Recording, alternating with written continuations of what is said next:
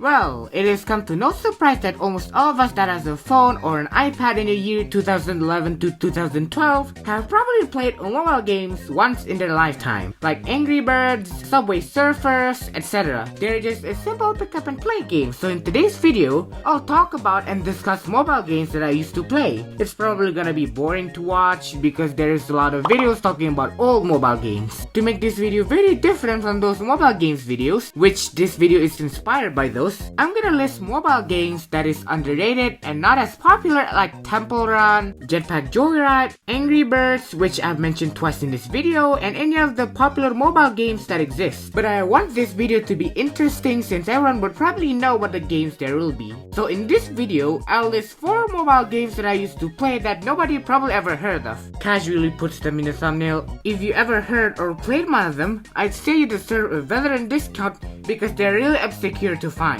Some of these mobile games doesn't even have an OST, a gameplay video, or just unplayable now because of how small the attention they get. But wait, why only 4? There is probably a lot of other mobile games that you used to play, so why not put more instead of 4? Well, it's because when I was little, I downloaded a lot of Candy Crush or Match 3 Bubble knockoff, possibly Pokemon ripoff, and any other garbage game. So I won't listen to them since they're just a waste of a video. Now let's get started, shall we?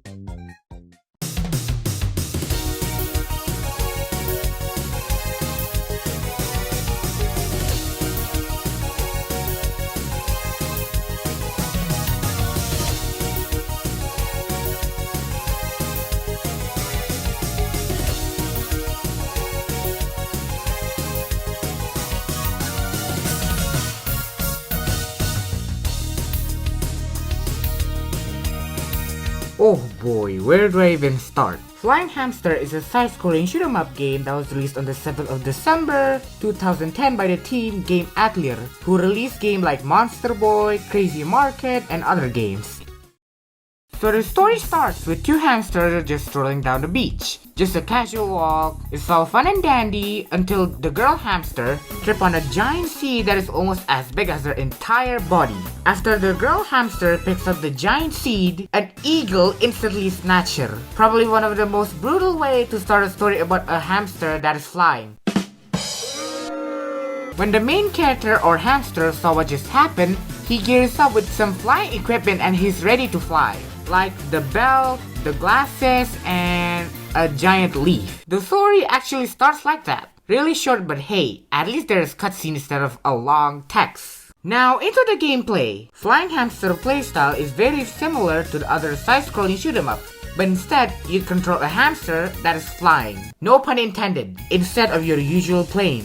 Flying Hamster has some stuff that stand out unlike those shoot-'em-up games. The art, the fast gameplay, the abilities are pretty fun to mess with, like the egg that just explodes on impact, the banana that acts as a boomerang but deals insane damage. The beer is straight up a laser beam with some cool abilities that can help you to your tough journey. Interesting worlds like the forest across the sea, a desert that is filled with penguins holding an umbrella. I see what you did there. Japan, a giant storm that followed by the sea, and inside of a freaking rocket ship. The bosses are also unique too, like a giant owl, giant Egyptian penguin, a gangster rat, a giant octopus, which I hate, and an alien with the glasses with a shirt that said, "I'm your father." The game is also super difficult. The normal mode is pretty easy, but after you defeated normal mode, you'll unlock hard mode, and dang, this difficulty does not want to be messed with. It's basically the same stages from normal difficulty, but its difficulty is cranked up to extreme.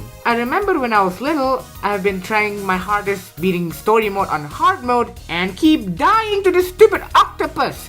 That thing is the bane of my existence! I managed to beat it after a lot of tries, and hard mode sucked honestly. It sounds like a lot of fun, but there's some sad stuff that happened to this masterpiece.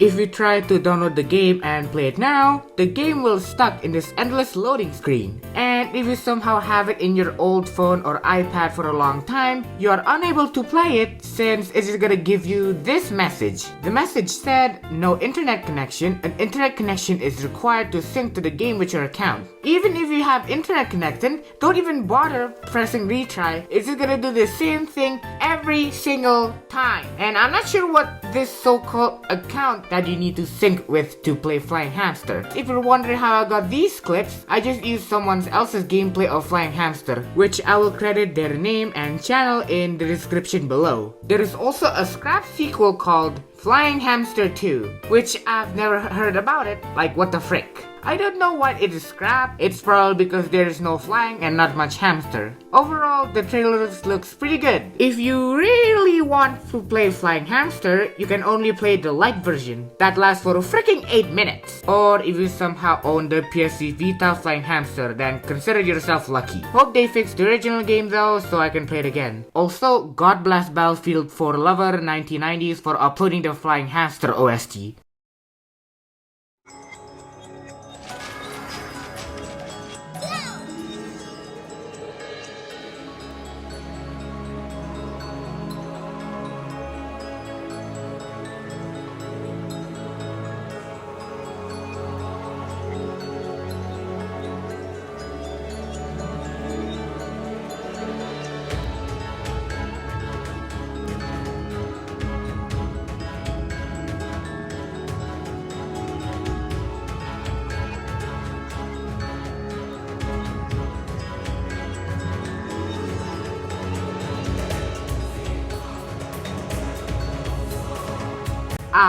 Welcome back, old friend. Supermagical is a match 3-color twin, where you have to aim certain color to the same color place bubble in order for them to disappear. And I know what you're thinking. Didn't you said that you don't want to review match 3 bubble game because it's boring? Yet here you are reviewing a game that is a match 3 bubble game. That absolutely make no sense. Well, you're technically right. It does not make sense for me to review a match 3 bubble game when I said I will not to review them. But this game has something that's standard than most match 3 bubble game. It has efforts, it is actually fun, and the story isn't just a stupid bubble machine that just exists out of the blue. This game was released by Super Awesome Hyperdimensional Mega Team on 2011 to 2012 on the App Store. They also released other games like Pro Zombie Soccer and Rise and Shine, and have been awarded by the Best Mobile App of the Year and IDBA awards. The story starts with the introduction of an once upon a timeline, with the story saying there were 8 witches that possess unique and powerful magic. The 7 sisters that was told were evil and wanted to use the magic to create chaos. The 7 warlock noticed that they were evil and decided to banish or exile them to the underworld. But how about the last one? Did she also get exiled?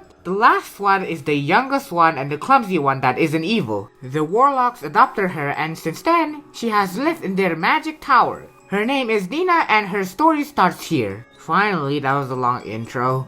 After the dialogue ends, the game starts with the tutorial. The gameplay is very basic. You connect 3 colors to the same colors to make them explode. That sounds quite boring since everyone that plays mobile games have probably tried it once. There's a lot of cool mechanics and interesting challenge, but I'll talk about that later. Then the real story really starts here. Chapter 1. The Sunny Eastern Lands, where Nina practices her magic in the tower after finding a hidden spellbook, and she starts cooking one of its marvelous spells. And here is our protagonist in possibly a library, Nina. Nina is currently trying a new spell that can impress the old warlocks. The spell is called Ultra Magic Spell. I'm not sure what is it gonna do because it sounds like uh-oh. What's going on?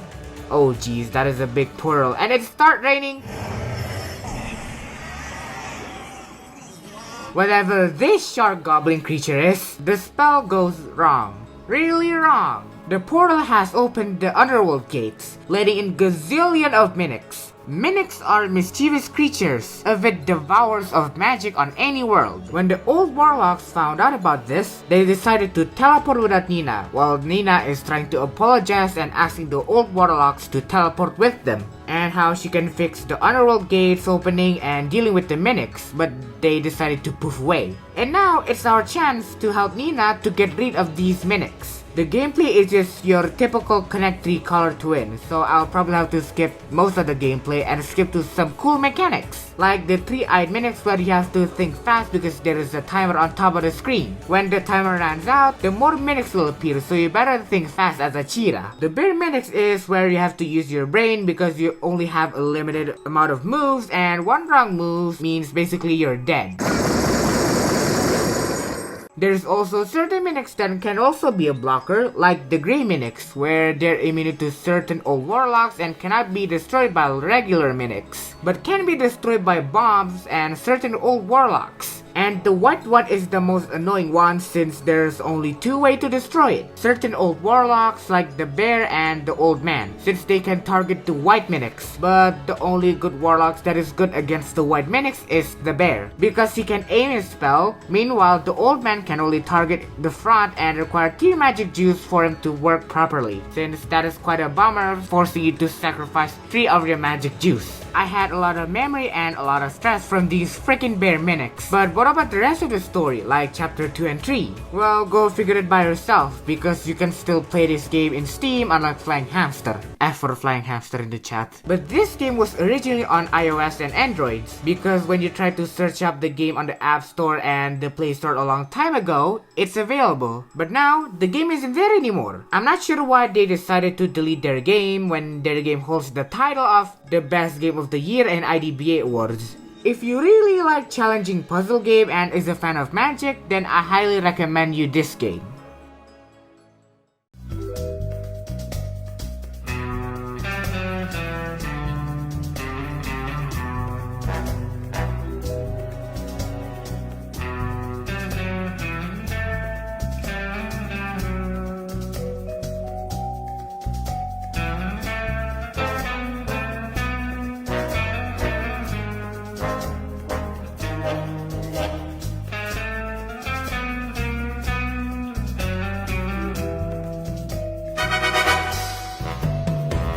What a surprise! The spy is here, and it's a mouse? Spy Mouse is a stealth type game where you try to sneak around the cat that is roaming and trying to catch you and possibly eat you. Spy Mouse was released by EA on 2011 and the game stopped getting support on 2015. EA also released a mobile game app called Grow Away, which I liked playing when I was a kid. Spy Mouse's gameplay is pretty unique, even though it is your regular stealth game. Your objectives in this entire game is just to collect cheese and try to not get captured by the cats. Sounds simple, right? Until you decided to look at some of the late levels and oh my, it gets complicated. But I'll talk about the later levels and focus on the gameplay. The way you play Spy Mouse is not by a thumb pad or anything. You use your finger to guide the mouse by dragging it to a certain place with your finger. Your main objective on every stage is collecting every big cheese on the level and escape through a giant door that leads you to victory. But it ain't easy. The cheese slows you down and there is a big obstacle that is blocking you from winning the stage. It's the cats, obviously, because every time a cat sees you, it will try to run at you and charge you. So you have to be very sneaky when you're around the cat. They will literally chase you until you outsmart them or go through a mouse hole. They also have unique abilities. The brown cats are neutral, the black cats are fast as heck, the blind cats, they're blind. The white ones are also neutral. The tri cats shoot a poison dart that slows you down. The ghost cats that can go through walls, and the ninja cats that can shoot shuriken. Now into the stages. The stages are placed very precise and often pretty difficult because almost every stage you have to play different and require you to think and time your way correctly, like sneaking around the cats, baiting them, rush your way through with the balloons, so on and so forth. There is also items that can help you through the stages. Balloon makes you faster when you're holding cheese, the toy mouse that can be used as a bait, chili makes you faster for a short period amount of time, roller skate that makes you fast permanently until you clear a stage, a banana peel that can trip the enemy, a cinema glasses, and a flower bomb, which I don't know what it do. Now into the bosses. The way you access the boss is by clearing every stage except the secret stage. But when you enter the boss level, you have to sneak away around this white cat and hopefully not to get caught by her. The boss has also a lot of variety. The blade machine cat, where you have to run from it and let it slip and die. A cat that drives a machine that shoots fork, and you have to dodge it and make the fork hits the blue target to shock the cat to death. A cat that rides a machine that vacuums and try to vacuum the player to death? The way you defeat the boss is by finding a way through the dynamite button, so that the cat vacuums the dynamite and explode on impact. Well, That was brutal. And other unique bosses. This small app literally has more content than some games that exist, and I'm not sure if I can tell every content that exists in Spy Mouse. Because if I did, this video length would probably be 25 minutes long and the rest of 18 minutes would be just Spy Mouse. If you want to know every content that exists in Spy Mouse, well, almost, because the game isn't available anymore, then watch this long play video of Spy Mouse, which I'll leave the video in the link in the description.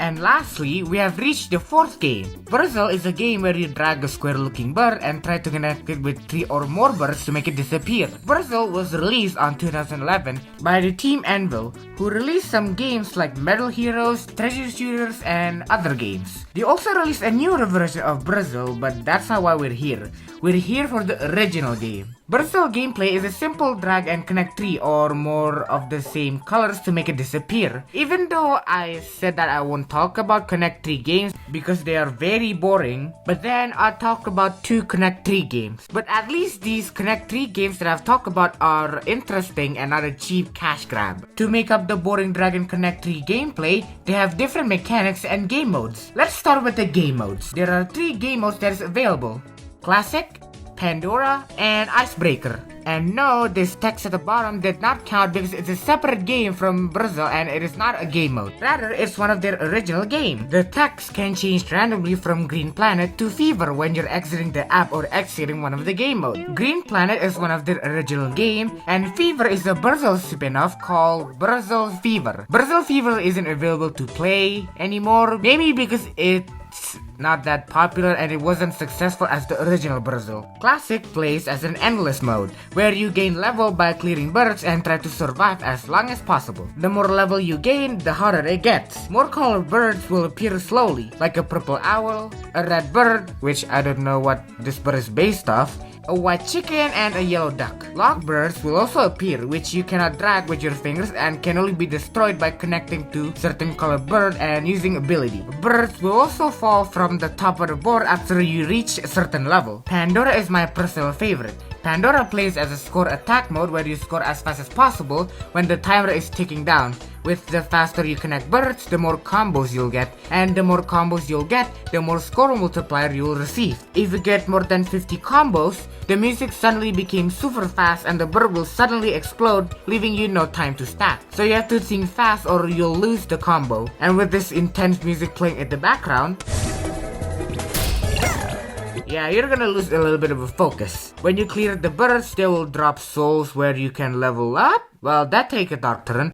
Anyway, when I was a kid, I really loved this game mode since it's fast, intense, and also fun. There's also a special item that can help. It's called the Golden Box, and that's it. There's only one item, but they have special ability, like a bomb that explodes, clearing a small size of bird next to the bomb, a glass sand that gives you extra time, electric balls that shocks random birds, souls that give you extra souls, coins also did the same thing as souls, and the wooden bird is the worst out of them all. Every item in the box helps you, but wooden bird, instead of helping, it blocks you completely and not helping you. Lastly, we have Icebreaker, which I hated as a kid. Icebreaker is a game mode where you have to drop the bird by tapping with your finger instead of dragging the bird with your finger. Now you can clearly see why. I really don't like how the intensity in Icebreaker, yet I like how intense Pandora is. Good job, Pass Me. Your objective in Icebreaker is to break the ice blocks until there is no more ice blocks on the top of the water. There's also some stuff that can help you, like the bomb, again, glass sand that gives you time, and a golden egg that gives you random item or ice block if you press on the nest. I really hated it as a kid, thinking it was hard, but now I really like it since it has challenge in it. Also, if you spam click without connecting any birds, the game will punish you by dropping you ice blocks. Now let's start with the mechanics. Once you connect 3 birds, there will be a short pause which can you use it to stack more birds and it will reveal cool abilities that can help you during the gameplay. Connect 4 birds and you'll get a sparkling bird. When connected, it will explode, clearing 3 times 3 size. Connect 5 birds and you'll get a flaming bird. When connected, will drop a fireball clearing bottom parts of the map. Connect 6 birds and you'll get an electric bird. When connected, will shock birds with lighting vertically and horizontally by one line. And lastly, connect 7 or more birds and you'll get a black hole bird. When connected, will clear random birds appear on the screen or half of the board. But the ability progressively became harder to pull off because of the locked birds and how many colored birds there are. Birzzle is an overall pretty simple and fun puzzle game if you like drag and connect 3 games. But what about the newer version of Birzzle, Birzzle Classic? Well, it's because Birzzle Classic is kind of bad. It's not because I'm not that dude who always like the original games no matter how good the second game is. It's because the Birzzle Classic isn't the original game but more costly. The good thing I can say about Birzzle Classic is that the art is pretty good. Well, to be honest here, I'm really happy that I got to cover some of these old mobile games that I used to play, since I had a lot of fun with them and it's very sad to see half of them are gone from the App Store. Make sure to like, or heck, you can even subscribe to my channel to help my channel even more. That's it for the video and I'll see you guys in the next video. Bye!